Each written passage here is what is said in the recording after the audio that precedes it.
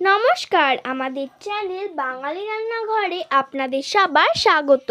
আজকে আমার মায়ের এবং ঠাম্মির রেসিপি হলো বেতের শাকের ভাজা। কিন্তু রেসিপিটি শুরু করার আগে যারা যারা এখনও পর্যন্ত আমাদের ভিডিওতে লাইক করেননি, যারা যারা আমাদের চ্যানেল নতুন বন্ধু, তারা অবশ্যই আমাদের চ্যানেলকে সাবস্ক্রাইব করে দেবেন এবং এই ভিডিওতে একটি লাইক করে দেবেন।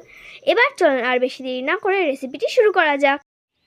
প্রথমে মা একটি পাত্রে জল নিয়ে নিল এবং ওর মধ্যে বেতের শাকগুলি ভালো করে ধোয়ার জন্য দিয়ে দিল এবং বেতের শাকগুলি এবার ভালো করে ধুয়ে নিল।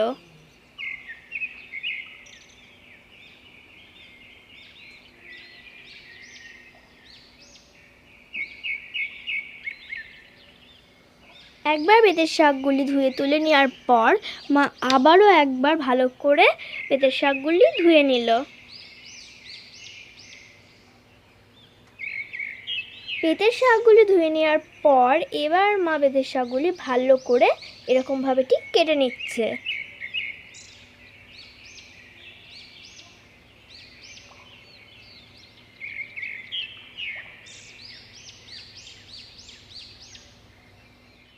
মায়ের বেতের শাকগুলি এবার কাটা হয়ে গেছে।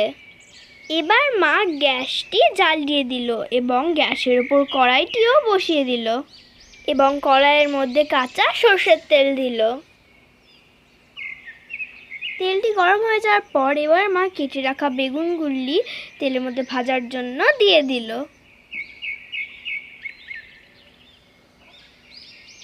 বেগুনগুলি ভাজতে ভাজতে ততক্ষণে মা রসুন কোয়াগুলি নোড়ার সাহায্যে ভালো করে থেতো করে নিচ্ছে। এবার মায়ের বেগুনগুলি ভাজা হয়ে গেছে। মা এবার এর মধ্যে দিল হাফ টিস্পুন লবণ এবং 1/4 টিস্পুন হলুদ গুঁড়ো এবং ভালো করে নাড়াচাড়া করে নিল।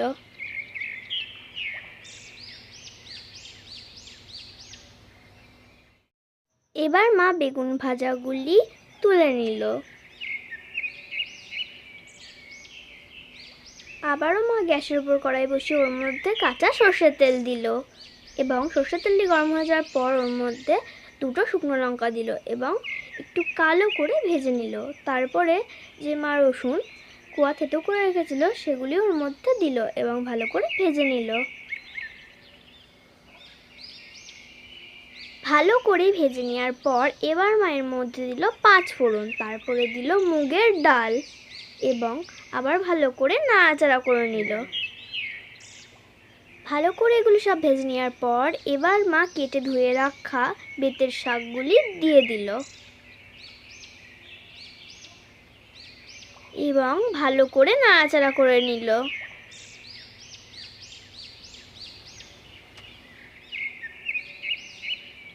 এবার মা দিল এর মধ্যে 1/4 টিস্পুন হলুদ গুঁড়ো, তারপরে দিল 1/8 টিস্পুন লবণ এবং আবারও ভালো করে নাড়াচাড়া করে নিল।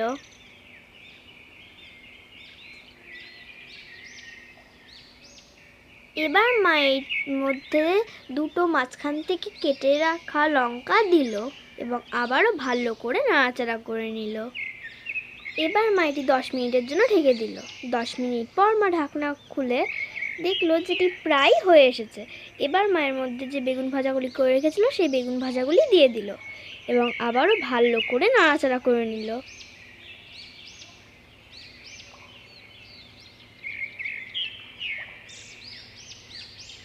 ব্যাস, এইবার আমাদের রেসিপিটি তৈরি। তো দাদা দিদিরা ও কাকা কাকিমারা, আপনারা এই রেসিপিটি অবশ্যই বাড়িতে তৈরি করে খেয়ে কমেন্টে জানাবেন যে কেমন হয়েছে। আশা করছি আজকের এই ভিডিওটি আপনাদের ভালো লেগেছে। যদি ভালো লেগে থাকে তাহলে আমাদের এই ভিডিওতে একটি লাইক এবং আমাদের চ্যানেলকেও সাবস্ক্রাইব করে দেবেন এবং আমাদের পাশে থাকবেন।